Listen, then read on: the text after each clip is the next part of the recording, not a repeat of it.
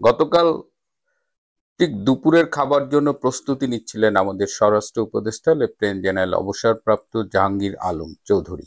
ঠিক এমন সময় যমুনা থেকে একটি জরুরি ফোন এলো, তাকে এখনই যেতে হবে। তিনি তার প্রিয় শিং মাছ না খেয়ে সেই অবস্থায় যমুনায় চলে এলেন এবং এসে দেখেন সেখানে একজন উচ্চ পর্যায়ের সামরিক কর্মকর্তা উপস্থিত হয়েছেন। তিনি এসেছেন মূলত ডক্টর মোহাম্মদ ইউনূসের সাথে দেখা করতে এবং তিনি একটি মিটিং এর সিডি নিয়ে এসেছেন। আপনারা শুনেছেন এই গতকাল এবং পরশু আলোচনা হচ্ছে যে উচ্চ পর্যায়ের জেনারেলরা সেনাপ্রধানের সাথে একটি ভার্চুয়াল মিটিং করেছে। সেই মিটিং এর একটি ভিডিও কপি তারা আনুষ্ঠানিকভাবে অফিসিয়ালি প্রধান উপদেষ্টাকে হস্তান্তর করেছে।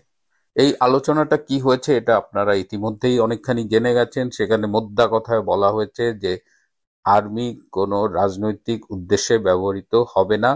তারা একটা free fair and inclusive election চায় এবং free fair and inclusive election হলে তারা সর্বরকমের সহযোগিতা করবে। যদি তার ব্যত্যয় ঘটে, যদি কোনো বিতর্কিত নির্বাচন হয়, যদি ইনক্লুসিভ নির্বাচন না হয়, তাহলে আর্মি সেই নির্বাচনে সরকারকে সহযোগিতা করবে না।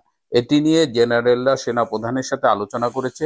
এই আলোচনারই একটা ভিডিও কপি গতকাল যমুনায় হ্যান্ডওভার করা হয়েছে এবং গতকাল আপনারা আরো দেখেছেন যে একটা মিটিং শেষে সাংবাদিকদের সাথে কথা বলেছেন এই স্বরাষ্ট্র উপদেষ্টা সেখানে বলেছেন যে মাঠ পর্যায় থেকে যে 50% আর্মি উইথড্র করা হয়েছে সেটি সত্যি না।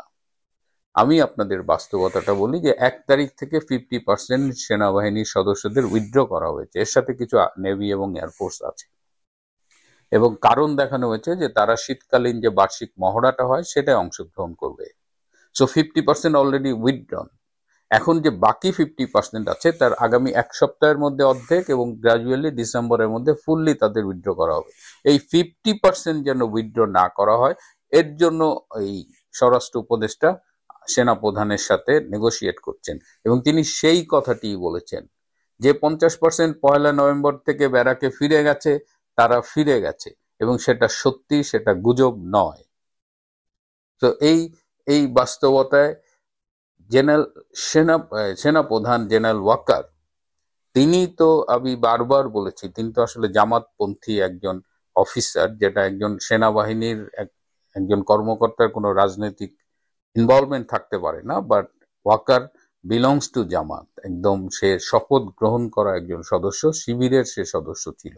তার যে ষড়যন্ত্র ছিল যে সেনা বাহিনীকে দুর্বল করে ইরানের স্টাইলে একটা republic guard, Islamic republic guard গড়ে তোলা, সেই জায়গাটার বিরুদ্ধে আমার মনে হয় যে একটা বড় রকমের বাধা সৃষ্টি করেছে। সাধারণ আর্মিরা এখন আর এই ভাড়া খাটতে চায় না কারো রাজনৈতিক উদ্দেশ্য বাস্তবায়নের জন্য। তারা বারবার বলতেছে যে army as an institution it should remain neutral and professional.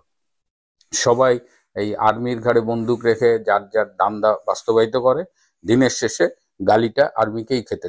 সুতরাং আর্মি অফিসারে এবার জোট বেঁধেছে এবং বিশেষ করে যাদের ওয়াকার মনে করতো তার পক্ষের লোক, যাদের পাকিস্তানে পাঠাতো, মনে করা হতো জামাতিন ধ্যান ধারণার, তারাই এবার একটা স্ট্যান্ড নিয়েছে আর্মির পক্ষ থেকে যে আর্মি দেশের স্বার্থে কাজ করবে এবং একটা গ্রহণযোগ্য অন্তর্ভুক্তিমূলক নির্বাচনের জন্য কাজ করবে।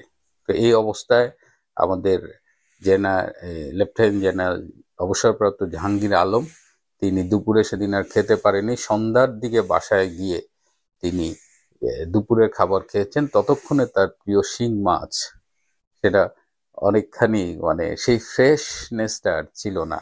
এই বয়সে দেশের জন্য কি কষ্টই নাই করছেন এই অবসরপ্রাপ্ত লেফটেন্যান্ট জেনারেল।